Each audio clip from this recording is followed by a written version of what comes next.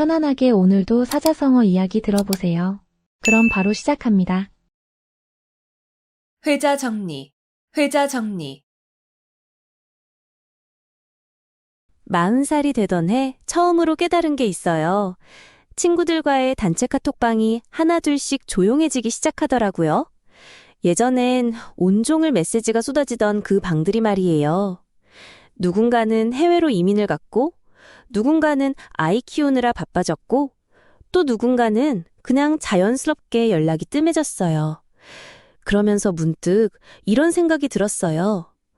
아, 이게 바로 회자 정리구나. 회자 정리는 만날 회, 사람 자, 정할 정, 떠날 리로 이루어진 사자성어예요. 만난 사람은 반드시 헤어진다는 뜻이죠. 좀 슬프게 들릴 수도 있지만 사실 이건 인생의 자연스러운 이치를 말하는 거예요. 가족도 친구도 연인도 언젠가는 헤어질 수밖에 없다는 현실을 담담하게 받아들이자는 의미거든요. 그런데 이 말이 어떻게 생겨났는지 정말 감동적인 이야기가 있어요. 중국 당나라 시대에 현장법사라는 스님이 있었어요. 그 유명한 서유기의 삼장법사 모델이 된 그분이요. 현장법사가 인도에서 불경을 가지고 돌아와 번역 작업을 하고 계실 때였어요. 함께 일하던 제자들과 동료 스님들이 하나둘씩 세상을 떠나기 시작했어요. 몇십 년을 함께 공부하고 수행했던 소중한 사람들이었는데 말이에요. 현장법사는 너무나 슬퍼하며 이렇게 말씀하셨대요. 만남이 있으면 반드시 이별이 있나니 이것이 세상의 이치로다. 그때 옆에 있던 제자가 스승님께 물었어요. 그럼 만나지 않으면 되는 것 아닙니까? 현장법사는 미소를 지으며 대답하셨죠. 만나지 않으면 사랑할 수도 없고 배울 수도 없으며 성장할 수도 없다. 이별이 두려워 만남을 거부한다면 그것은 삶을 거부하는 것과 같다. 이 말씀에서 회자 정리라는 말이 나왔다고 해요. 그래서 그때 제가 깨달은 건 헤어지는 게 슬픈 게 아니라 만났던 그 시간들이 얼마나 소중했는지를 알게 해주는 거라는 거예요. 지금은 연락이 뜸해진 친구들이지만 그들과 함께했던 순간순간이 지금의 저를 만들어준 거잖아요. 매일같이 만나던 회사 동료들도 졸업과 함께 흩어진 학교 친구들도 모두 제 인생에서 없어서는 안 될 소중한 만남이었던 거죠. 회자 정리는 이별을 슬퍼하라는 말이 아니라 지금 이 순간의 만남을 더욱 소중히 여기라는 뜻이에요. 언젠가는 헤어질 거라는 걸 알기 때문에 오늘의 만남이 더 특별해지는 거니까요. 활용점정, 활용점정. 버스에서 만난 아주머니가 갑자기 제게 물어보셨어요. 젊은이, 그림 그릴 줄 알아? 저는 당황해서 아니라고 했더니 그분이 빙긋 웃으면서 하시는 말씀이 그럼 인생은 어떻게 그려가고 있니? 라고 하시더라고요.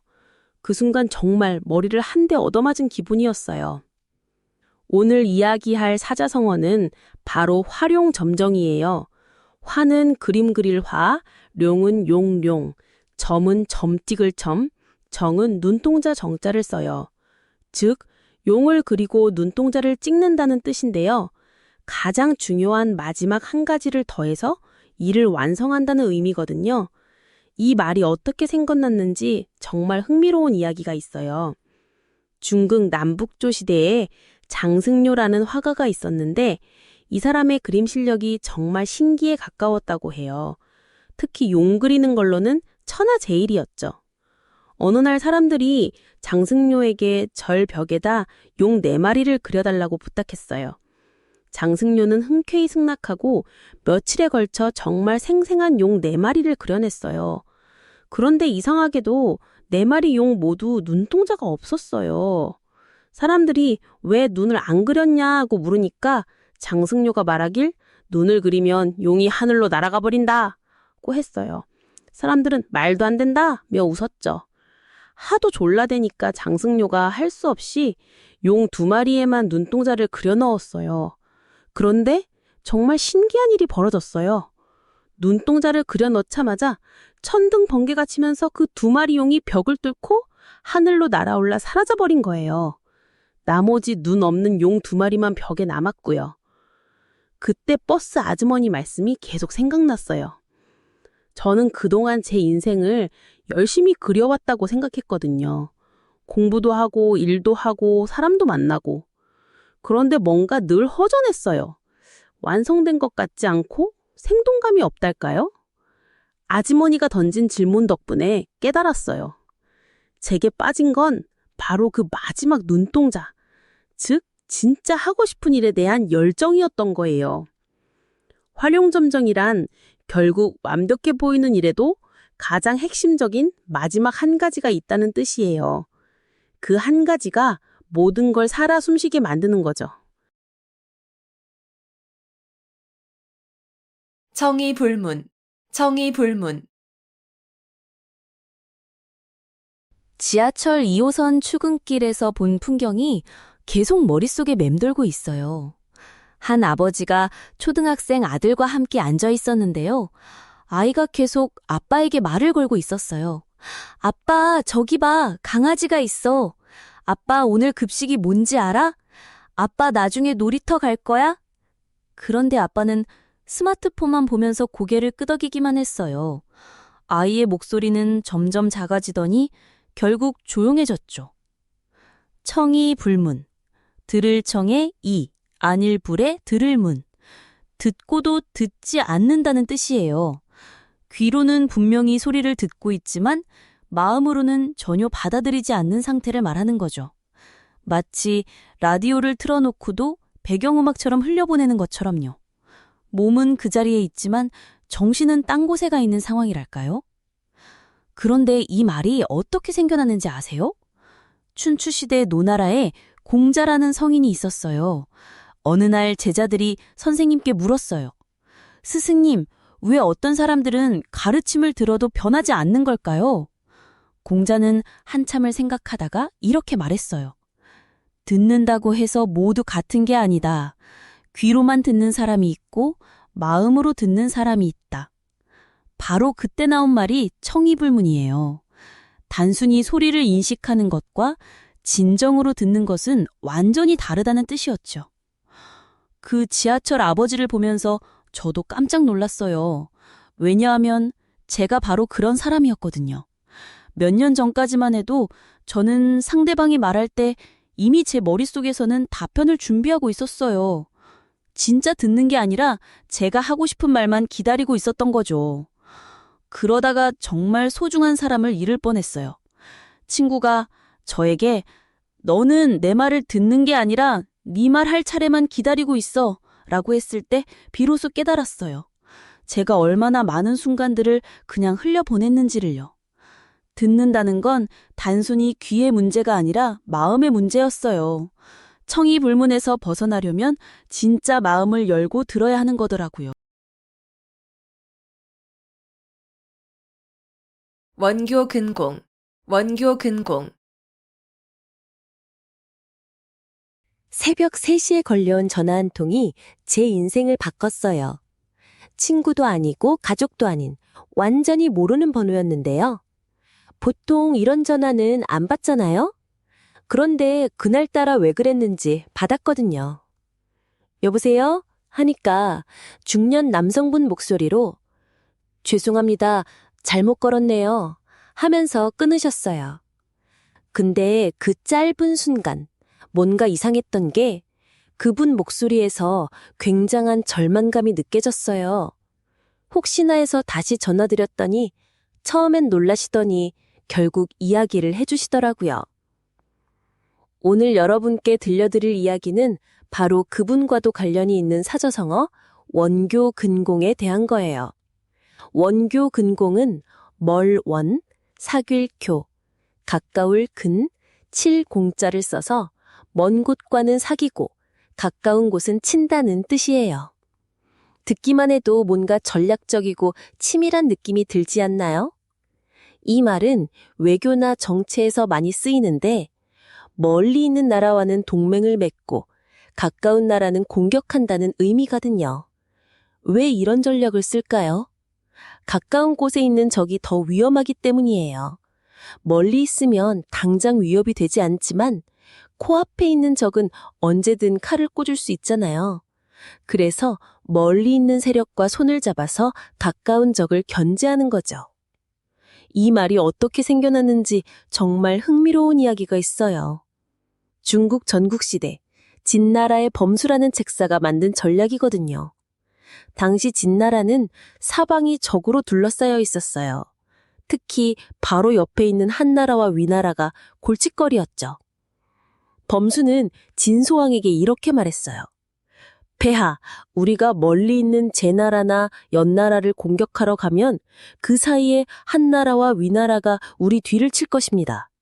차라리 제나라, 연나라와는 친하게 지내면서 한나라와 위나라부터 정리하는 게 어떨까요? 정말 똑똑한 전략이었어요. 진나라는 이 방법으로 하나씩 주변국들을 정복해 나갔고 결국 중국을 통일하게 되거든요. 만약 범수가 이 전략을 제시하지 않았다면 진시황도 없었을지도 몰라요. 그런데 새벽 3시 전화를 걸어주신 그분 이야기로 다시 돌아가면요. 알고 보니 그분이 작은 회사를 운영하시는데 직원들과의 관계 때문에 고민이 많으셨더라고요.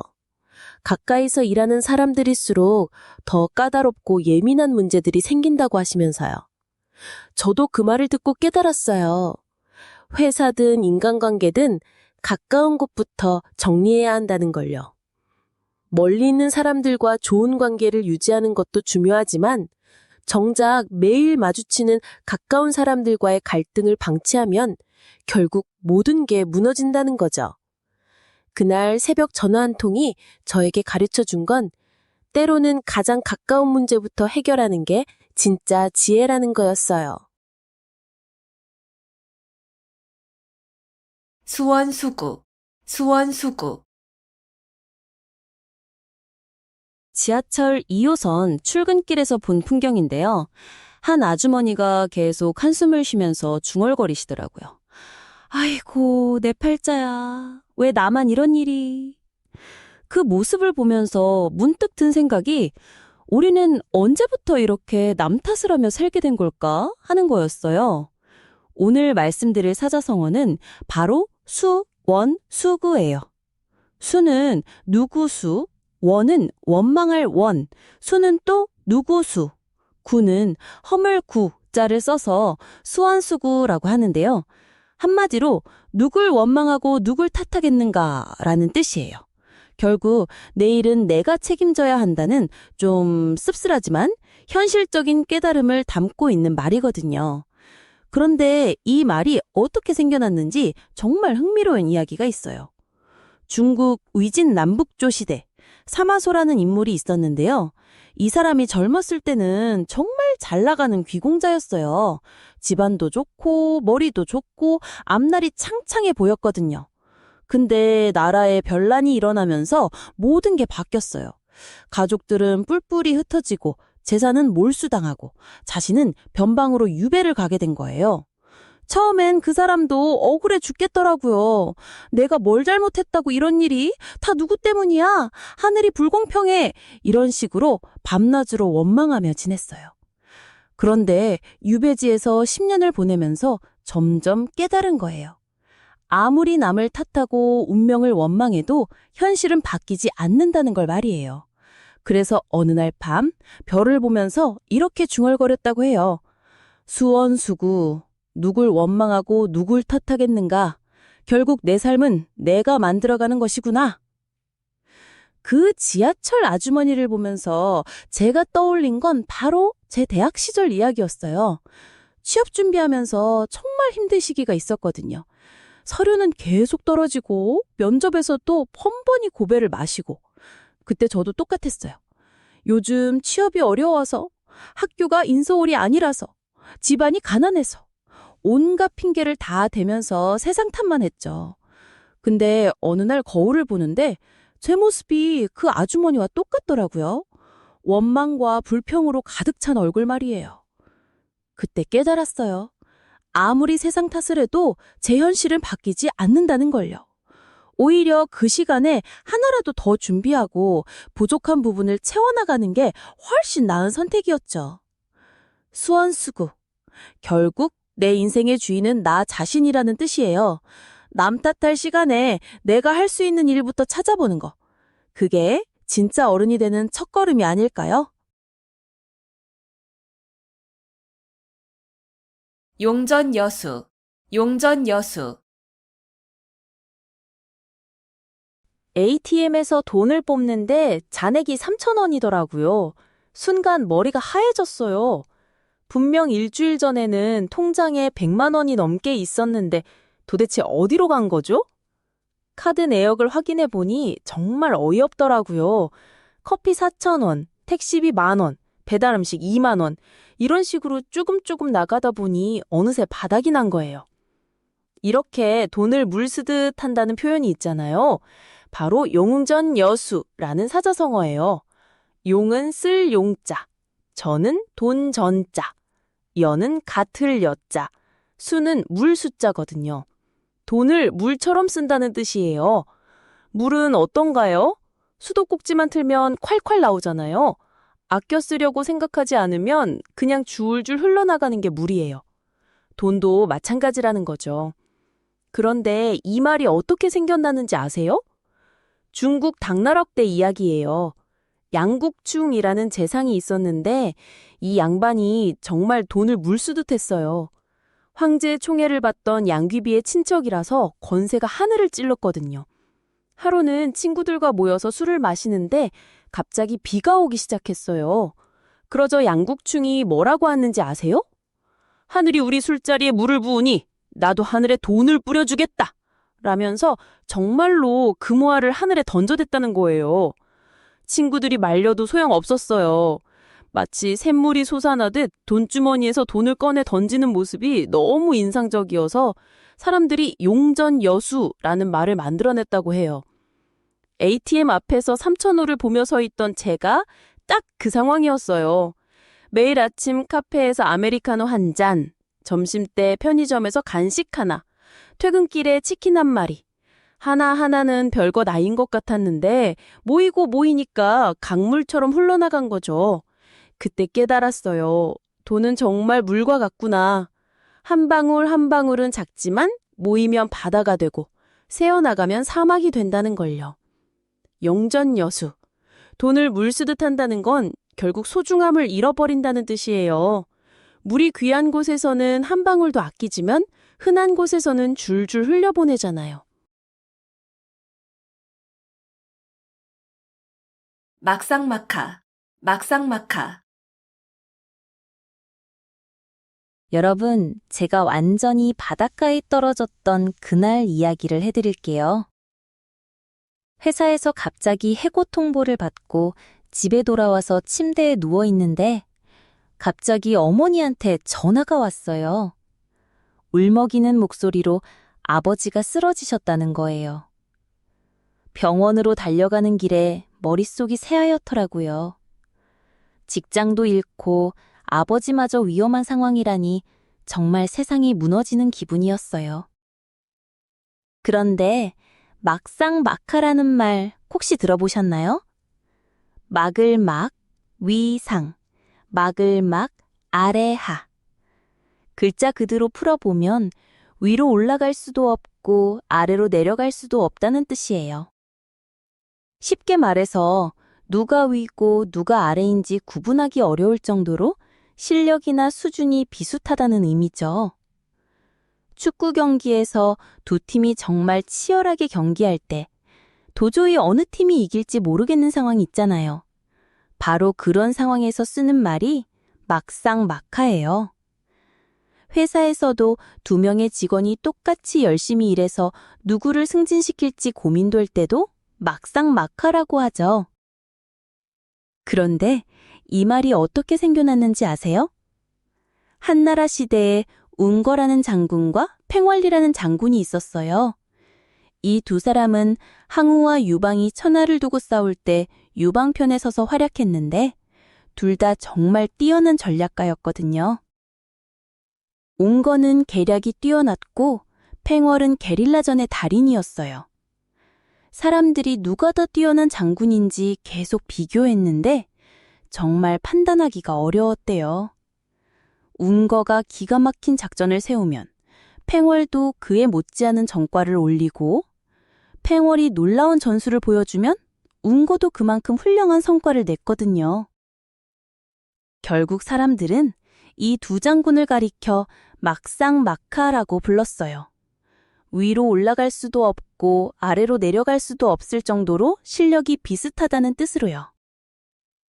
그날 병원에서 아버지를 기다리면서 문득 깨달았어요. 제가 그동안 인생을 살면서 항상 누군가와 비교하며 살았구나 하는 생각이 들더라고요. 회사에서도 동료들과 경쟁하느라 스트레스 받고 친구들 만나서도 누가 더 성공했는지 은근히 재보고 그런데 정작 중요한 건 승부가 아니라 각자의 자리에서 최선을 다하는 거였어요. 아버지는 다행히 큰 수술 없이 회복되셨고 저도 그 일을 계기로 새로운 길을 찾았어요. 때로는 막상막하인 상황에서 누가 이기고 지는 게 중요한 게 아니라 서로를 인정하고 함께 성장하는 게 더 의미 있다는 걸 배웠거든요. 진짜 경쟁자는 타인이 아니라 어제의 나 자신이었어요.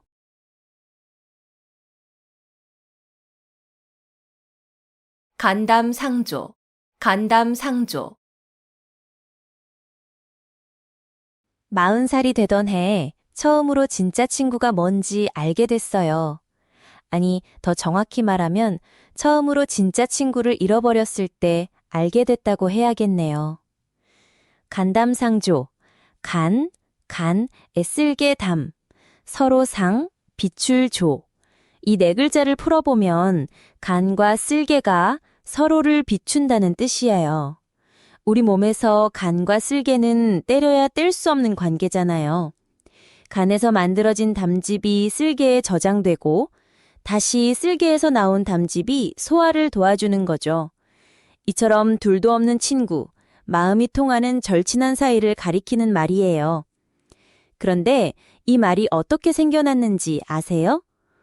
중국 당나라 때 백거이라는 시인과 원진이라는 시인 이야기에서 나왔어요. 이 두 사람은 어릴 때부터 함께 공부하고 함께 자란 중마고우였거든요. 그런데 백거이가 먼저 출세해서 높은 벼슬에 오르게 됐어요. 보통 이런 상황이면 질투가 생기거나 관계가 소원해지기 마련인데 원진은 오히려 친구의 성공을 진심으로 축하해줬어요. 그리고 백거이도 친구를 잊지 않고 늘 챙겼죠. 둘은 편지를 주고받으며 서로의 마음을 털어놓았는데 그 편지들이 너무나 진솔하고 깊어서 마치 간과 쓸개처럼 서로의 속마음을 다 보여주는 것 같다고 해서 간담상조라는 말이 생겨났어요. 40살 생일날 밤, 저는 병원 응급실에 혼자 앉아 있었어요. 갑작스럽게 쓰러진 어머니를 모시고 온 거였는데 그때 제 핸드폰엔 생일 축하 메시지가 수십 개 와 있었어요. 페이스북에도 인스타그램에도 축하 댓글들이 주르륵 달려 있었고요. 그런데 정작 제가 정말 필요한 순간에 달려와 준 사람은 단 한 명뿐이었어요. 연락도 안 했는데 어떻게 알았는지 새벽 2시에 병원으로 달려와서 아무 말 없이 제 옆에 앉아 있어준 친구요. 그 순간 깨달았어요. 수백 명의 지인보다 한 명의 진짜 친구가 얼마나 소중한지를 말이에요. 간담상조는 단순히 친한 친구를 말하는 게 아니에요. 서로의 마음을 다 보여줄 수 있는, 그래서 진짜 나를 알아주는 단 한 사람을 만나는 게 얼마나 귀한 일인지 알게 해주는 말이에요. 견강부회, 견강부회. 여러분, 제가 어제 친구랑 카페에서 얘기하다가 완전히 어이가 없었던 일이 있었어요. 친구가 갑자기 자기 전 남자친구 이야기를 하는데 헤어진 지 1년이 넘었잖아요. 그런데 그 친구가 하는 말이 정말 가관이었어요. 전 남자친구가 어제 인스타그램에 커피 사진을 올렸는데 그 커피숍이 둘이 처음 만났던 곳 근처라면서 분명히 자기 생각하면서 일부러 거기 간 거라고 하더라고요. 정말 저는 듣다가 너무 답답해서 그랬어요. 그냥 커피 마시러 단 걸 수도 있잖아요. 그런데 친구는 계속 자기 논리를 끼워 맞추려고 하더라고요. 심지어 그 남자가 올린 커피 색깔이 자기가 좋아하던 라떼 색깔이랑 비슷하다면서 이것도 메시지라고 하는 거예요. 이런 상황에서 딱 쓰는 말이 있어요. 바로 견강부회라는 사자성어예요. 견은 끌 견자, 강은 강할 강자, 부는 붙일 부자, 회는 모일 회자를 써요. 말 그대로 억지로 끌어다가 강제로 갖다 붙인다는 뜻이거든요. 쉽게 말하면 전혀 관계없는 일들을 억지로 연결해서 자기 생각에 맞춰 해석하는 거예요. 마치 퍼즐 조각을 억지로 맞지 않는 것에 우겨 넣는 것처럼요. 그런데 이 말이 어떻게 생겨났는지 아세요? 중국 한나라 시대에 정말 흥미로운 일화가 있었어요. 당시 유명한 학자였던 동중서라는 사람이 있었는데 이 사람이 황제에게 정치 자문을 해주는 역할을 했거든요. 어느 날 황제가 동중서에게 물었어요. 요즘 하늘에서 이상한 현상들이 자꾸 일어나는데 이게 무슨 의미인지 해석해달라고요. 일식이 일어나고 해성이 나타나고 지진이 일어나는 일들이 연달아 벌어졌던 거예요. 동중서는 고민에 빠졌어요. 황제가 정치를 잘못하고 있다고 직접 말할 수는 없잖아요. 그런데 뭔가 그럴듯한 해석은 내놓아야 하고요. 그래서 그가 한 일이 뭐냐면 고전에 나오는 온갖 구절들을 끌어다가 억지로 갖다 붙이기 시작한 거예요. 하늘의 이상 현상과 전혀 상관없는 옛날 성인들의 말씀까지 끌고 와서 이거다 저거다 해석을 만들어냈어요.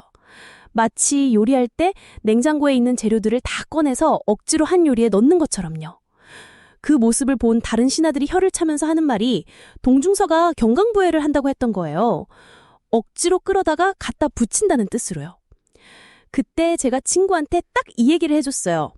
네가 지금 하고 있는 게 바로 견강부회야. 전 남자친구의 모든 행동을 억지로 자기와 연결 지으려고 하지 말라고요. 커피는 그냥 커피일 수도 있다고요. 친구가 잠깐 멈칫하더니 웃으면서 그러더라고요. 맞다. 자기가 너무 억지스럽게 생각하고 있었다고요. 때로는 아무 의미 없는 일이 그냥 아무 의미 없는 일일 수도 있는 거잖아요. 견강부회. 우리 모두 한 번쯤은 해봤을 거예요. 하지만 모든 걸 자기 생각에 맞춰 끼워 맞추려 하면 진실은 더 멀어져만 간다는 걸 기억해요. 교학상장, 교학상장. 아침 지하철 2호선 출근길이었어요. 만원 지하철 안에서 한 고등학생이 할머니께 자리를 양보하는 모습을 봤는데 그 순간 할머니가 학생에게 하신 말씀이 정말 인상적이었거든요. 얘야, 고마워. 그런데 너도 많이 배우겠구나 하시면서 나도 너 같은 학생 보면서 요즘 젊은이들이 어떤지 알게 돼서 배우고 있어 라고 하시더라고요. 그 말을 들으면서 문득 떠오른 사자성어가 있었어. 교학상장이라는 말이에요.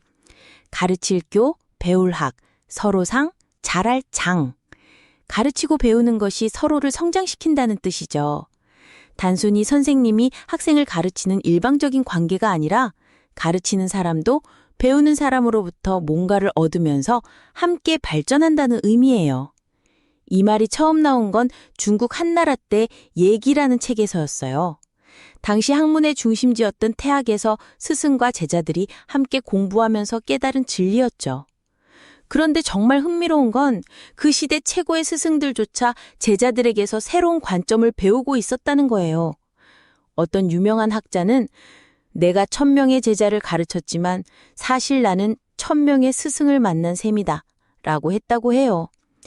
제자마다 다른 질문을 하고 다른 시각으로 문제를 바라보니까 스승도 계속 새로운 걸 깨닫게 되더라는 거죠. 그 지하철에서 만난 할머니와 학생의 모습이 바로 그런 거였어요. 학생은 할머니의 인생 경험을 통해 예의와 지혜를 배우고 할머니는 학생의 순수함과 요즘 세대의 마음을 이해하게 되는 거죠. 그 순간 저도 깨달았어요. 제가 다른 사람들에게 뭔가를 알려줄 때마다 사실 저도 그들의 반응이나 질문에서 새로운 걸 배우고 있었다는 걸요. 진짜 성장은 혼자서는 이루어지지 않더라고요. 서로 주고받으면서 함께 커가는 거예요. 남가일몽, 남가일몽. 벚꽃이 지는 걸 보면서 든 생각이 있어요. 꽃잎 하나하나가 떨어지는 모습을 보니까 갑자기 이상한 기분이 들더라고요. 아름다운 건 왜 이렇게 빨리 사라질까요? 그때 문득 떠오른 말이 있었는데요. 바로 남가일몽이라는 사자성어였어요. 남가일몽, 남쪽 남자에 가지 가자, 한 일자에 꽃몽자예요. 직역하면 남쪽까지에서 꾸는 하룻밤의 꿈이라는 뜻인데요. 인생의 영화로움이 더덥고 허무하다는 의미로 쓰이는 말이에요. 마치 한순간의 화려한 꿈과 같이 허무하게 느껴지는 일들을 표현할 때 사용하거든요. 그런데 이 말이 어디서 나온 건지 정말 흥미로운 이야기가 있어요. 중국 당나라 시대에 순우분이라는 사람이 있었는데요. 어느 날 술에 취해서 큰 나무 아래에서 잠이 들었어요. 꿈속에서 그는 대한국이라는 나라의 부마가 되어서 남가군의 태수로 임명받았거든요. 꿈속에서 그는 정말 화려한 삶을 살았어요. 높은 지위에 올라 권력을 누리고 사람들의 존경을 받으며 20년 동안 영화를 누렸죠. 그런데 갑자기 적이 쳐들어와서 전쟁에서 크게 패하고 부인마저 병으로 죽게 되면서 모든 것이 무너졌어요. 절망에 빠진 그가 잠에서 깨어보니 여전히 그 나무 아래였고 개미들이 나무 뿌리 주변에서 바쁘게 움직이고 있었다고 해요. 꿈속의 대한국은 바로 개미들의 세계였던 거죠. 저도 비슷한 경험이 있어요. 그 벚꽃을 보던 날 말이에요. 사실 그날은 제가 오랫동안 준비했던 프로젝트가 성공적으로 끝난 날이었거든요. 정말 많은 사람들이 축하해주고 언론에서도 관심을 보여주고 순간 세상을 다 가진 것 같은 기분이었어요. 그런데 벚꽃잎이 바람에 흩날리는 걸 보니까 갑자기 이 모든 것도 결국 사라질 거라는 생각이 들더라고요. 지금 이 순간의 성취감도 사람들의 박수도 모든 게 꿈처럼 덧없이 지나갈 것만 같았어요. 그때 깨달았어요. 남가일몽은 단순히 허무함을 말하는 게 아니라 지금 이 순간이 얼마나 소중한지를 일깨워주는 말이구나. 꿈은 깨어나지만 그 꿈을 꾸는 순간만큼은 진짜였으니까요. 기호지세, 기호지세. 40살이 되던 해 처음으로 회사에 사표를 던졌어요. 그런데 정말 이상한 게 사표를 내는 순간까지는 당당했는데 집에 돌아와서 현실을 마주하니까 갑자기 무서워지기 시작하더라고요. 아이들 학비는 어떻게 하지, 대출금은 어떻게 갚지, 이런 생각들이 밤새 머릿속을 맴돌았거든요. 기호지세라는 말이 있어요. 기는 탈기, 호는 호랑이 호, 지는 갖고 있을 지, 새는 기세 새예요. 호랑이를 탄 상황의 기세라는 뜻인데 쉽게 말해서 일단 시작해버린 일은 중간에 그만둘 수 없는 상황을 가리키는 말이에요. 호랑이 등에 올라탔는데 중간에 내릴 수는 없잖아요. 내리는 순간 잡아먹히니까 결국 타고 있을 수밖에 없는 그런 상황이죠. 그런데 이 말이 어떻게 생겨났는지 정말 흥미로워요. 중국 한나라 때 이야기인데 풍이라는 사람이 있었어요. 이 사람이 어느 날 산에서 진짜 호랑이를 만났거든요. 보통 사람 같으면 도망가거나 기절했겠지만 이 풍이라는 사람은 정말 대담하게도 호랑이 등에 뛰어올랐어요. 그런데 막상 호랑이 등에 올라가니까 문제가 생긴 거예요. 호랑이는 미친 듯이 날뛰고 본인은 떨어지면 죽을 것 같고 그렇다고 계속 타고 있을 수도 없고 완전히 진퇴양난 상황이 된 거죠. 결국 풍은 마을 사람들이 와서 도와줄 때까지 하루 종일 호랑이 등에 매달려 있었다고 해요. 저도 그때 딱 그 심정이었어요. 사표를 내고 나니까 정말 호랑이 등에 탄 기분이더라고요. 뒤로 물러설 수도 없고 그렇다고 가만히 있을 수도 없고 매일 아침 일어나면 불안하고 초조했지만 동시에 이상하게 살아있다는 느낌도 들었어요. 그래서 무작정 시작했던 작은 사업이 지금의 제 일이 되었거든요. 기호지세, 때로는 호랑이 등에 올라타는 용기가 우리 인생을 바꾸는 것 같아요. 무서워도 계속 가야 할 때가 있으니까요. 사상누각, 사상누각. 라면 하나로 행복했던 그 시절이 있었어요. 20살 때 원룸에서 혼자 살면서 가스비가 아까워서 전기포트로 라면 끓여 먹던 그때요.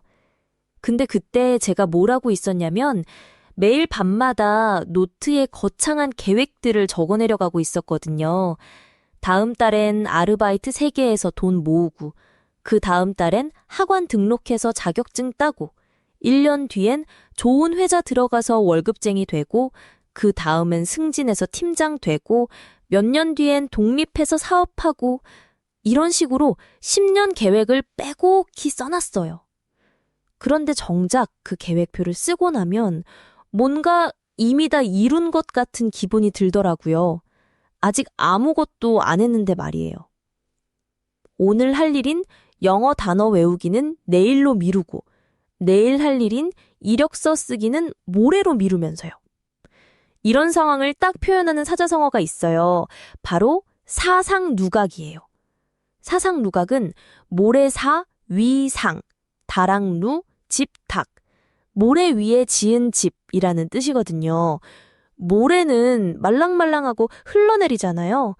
그런 불안정한 모래 위에 아무리 멋진 집을 지어도 결국엔 무너질 수밖에 없어요. 그래서 사상누각은 기초가 튼튼하지 않은 헛된 계획이나 실현 불가능한 일을 뜻하는 말이에요. 그런데 이 말이 어떻게 생겨났는지 아세요? 중국 전국시대에 제나라 맹상군이라는 사람이 있었어요. 이 사람은 똑똑한 사람들을 모아서 정치 조언을 받는 걸로 유명했거든요. 어느 날 한 신하가 와서 이렇게 말했어요.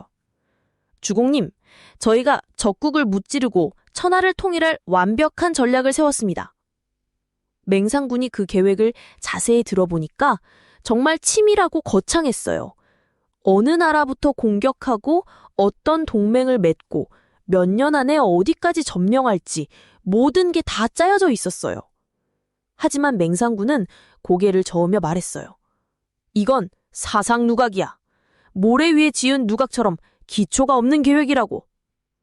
왜냐하면 그 신하는 현재 제 나라의 실력이나 다른 나라들의 상황, 백성들의 마음 같은 기본적인 것들은 전혀 고려하지 않고 허황된 꿈만 꾸고 있었거든요.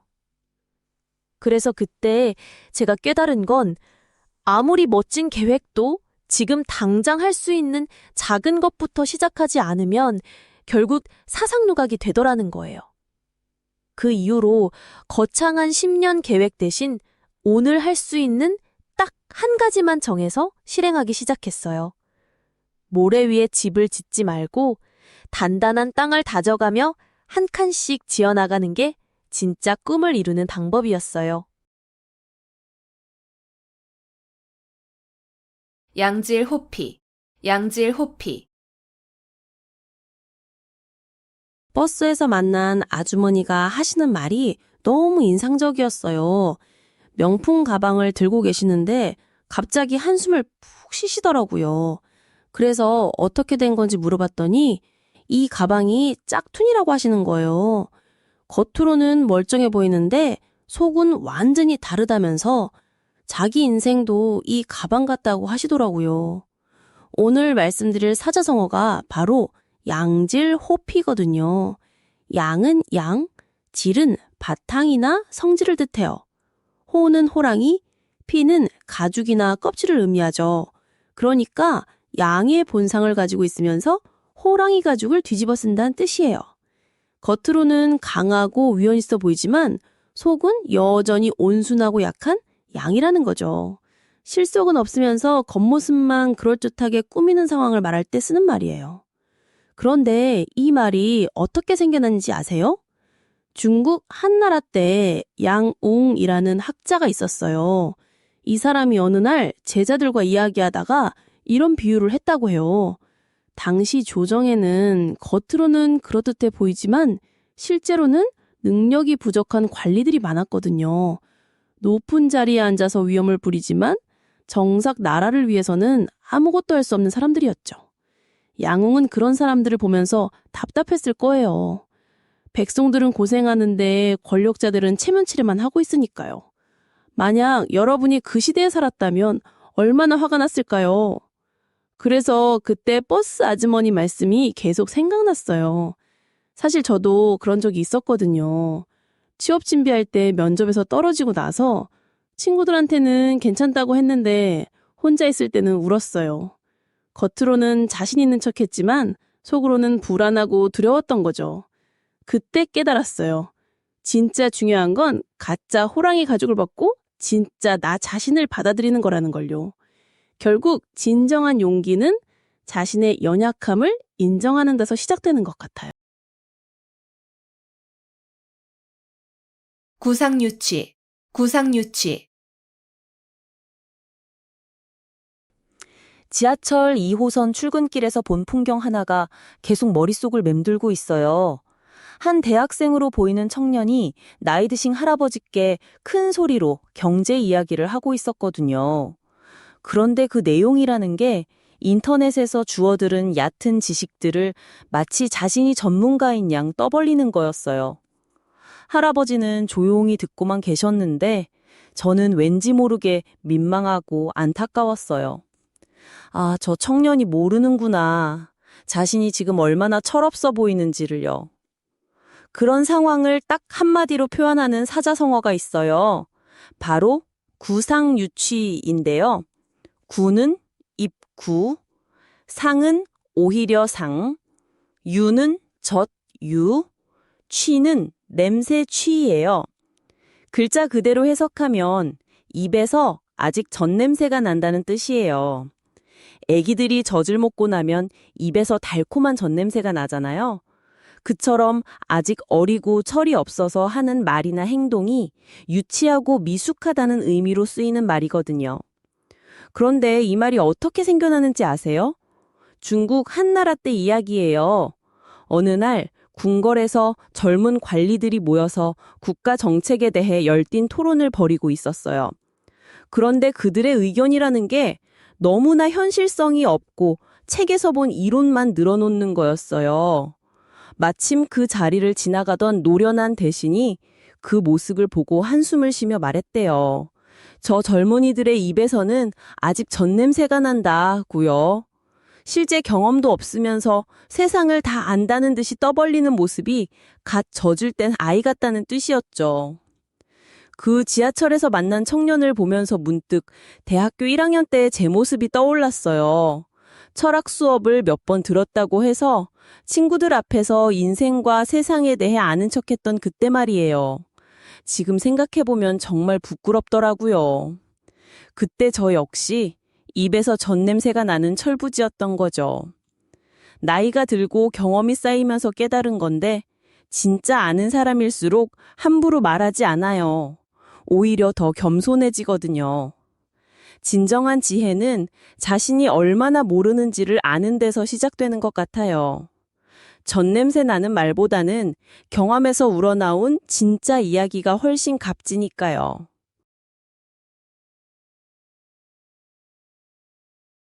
홍로점설, 홍로점설. 엘리베이터가 바로 열린 그때였어요. 평소 같으면 최소 5분은 기다려야 하는 우리 아파트 엘리베이터가 딱 제가 앞에 서자마자 열리더라고요. 그런데 이상하게도 그 순간 왠지 모를 불안감이 스쳐갔어요. 좋은 일이 생기면 더 불안해지는 게 사람 마음이잖아요. 오늘 이야기할 사자성어는 바로 홍로점설이에요.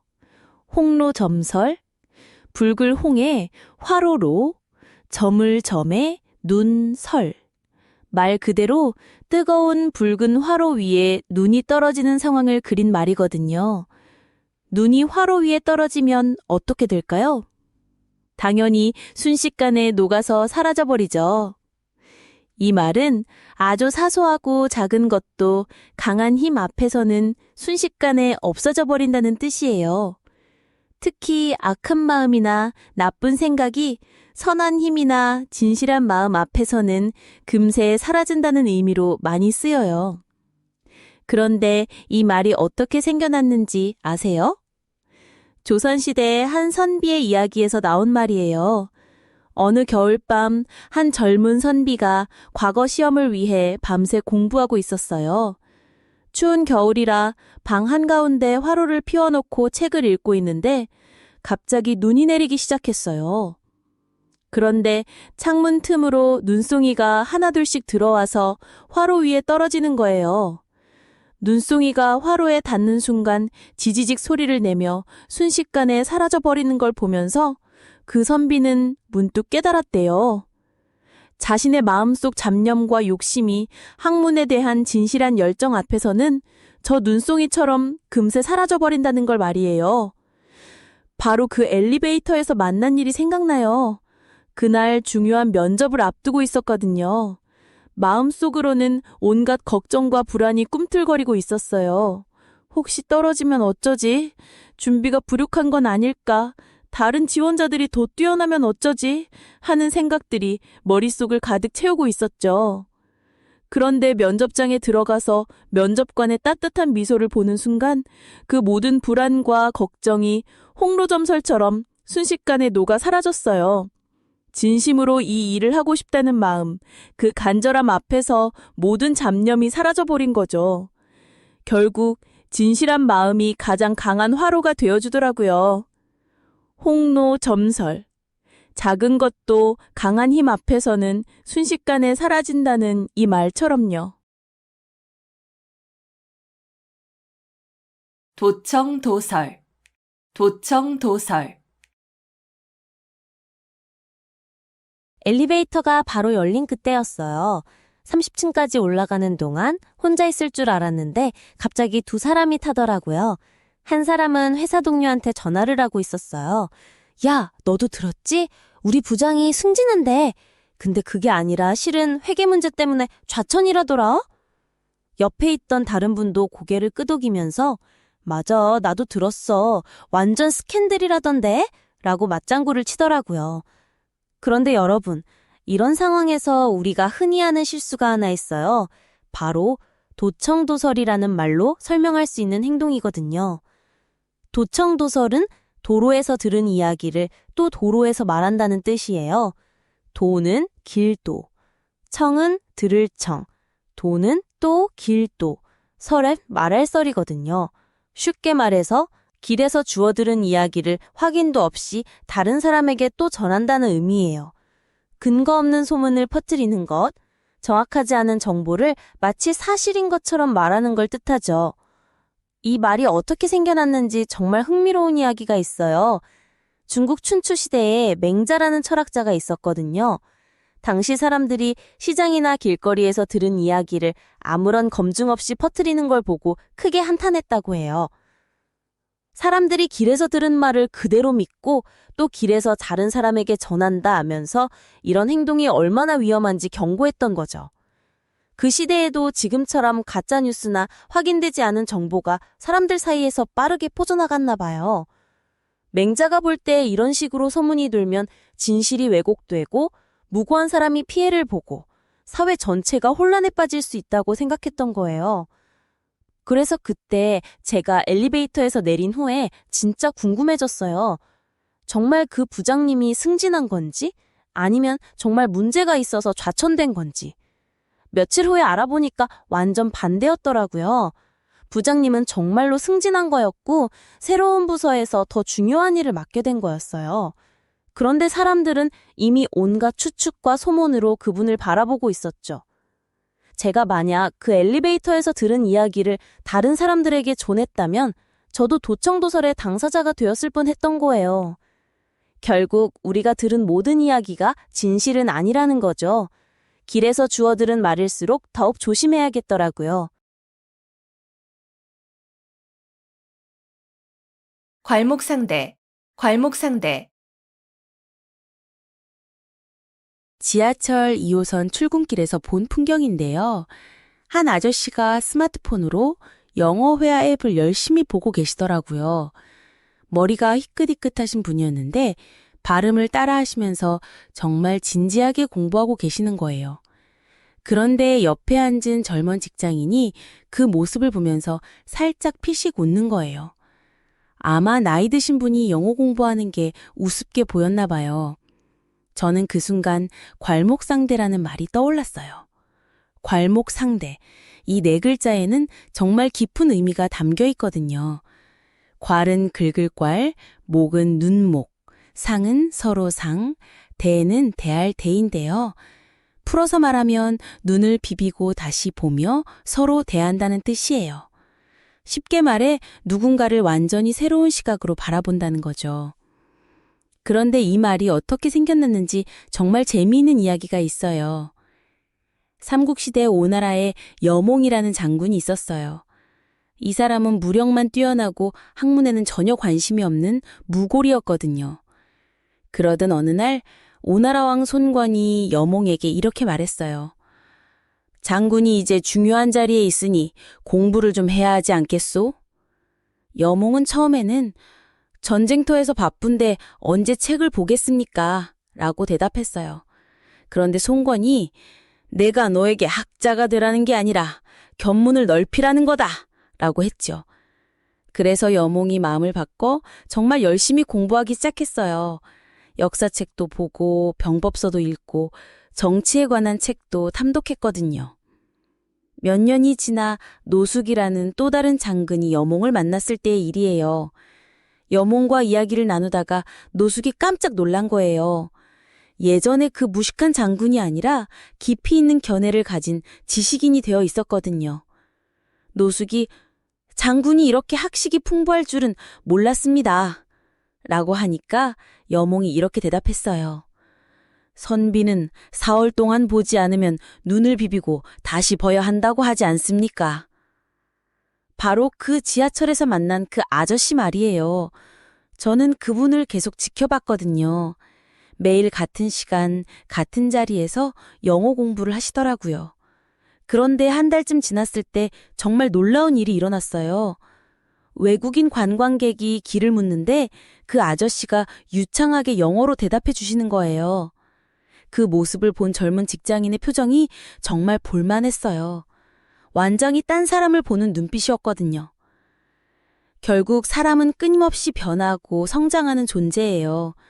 오늘의 모습으로 누군가를 단정짓는 순간 우리는 그 사람의 무한한 가능성을 놓치게 되는 거죠. 학수고대, 학수고대. 길고양이를 보면서 문득 든 생각이에요. 매일 같은 시간에 같은 골목에 나타나서 누군가를 기다리는 그 모습이요. 비가 와도 눈이 와도 바람이 불어도 그 자리를 지키고 있더라고요. 목을 길게 빼고 골목 저편을 바라보는 그 자세가 마치 학처럼 보였어요.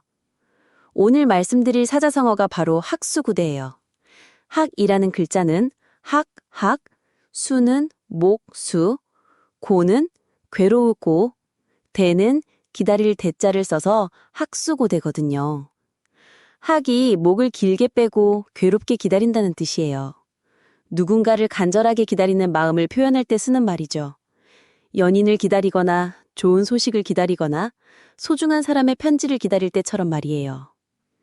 그런데 이 말이 어떻게 생겨났는지 아세요? 중국 한나라 때 소모라는 사람 이야기예요. 소무가 흉노족에게 잡혀서 무려 19년 동안 억류되었거든요. 19년이에요. 거의 20년을 타국에서 지낸 거죠. 그동안 고향에 있던 그의 아내는 매일같이 언덕에 올라가서 남편이 돌아오기를 기다렸어요. 목을 길게 빼고 저 멀리 지평선을 바라보면서요. 마치 학이 먹이를 찾아 목을 길게 뻗는 것처럼 말이에요. 사람들이 그 모습을 보고 학수고대라고 했던 거예요. 만약 여러분이 그 아내의 입장이었다면 어떨까요? 하루하루가 얼마나 길고 괴로웠을까요? 그래서 그때 제가 깨닫는 건 기다림에도 종류가 있다는 거였어요. 그 길고양이를 보면서 말이에요. 처음엔 그냥 밥을 기다리는 줄 알았거든요. 그런데 며칠 관찰해보니까 아니더라고요. 그 고양이는 자기를 돌봐주던 할머니를 기다리고 있었던 거예요. 할머니가 돌아가신 걸 모르고 계속 그 자리에서 기다리고 있었던 거죠. 그때 느꼈어요.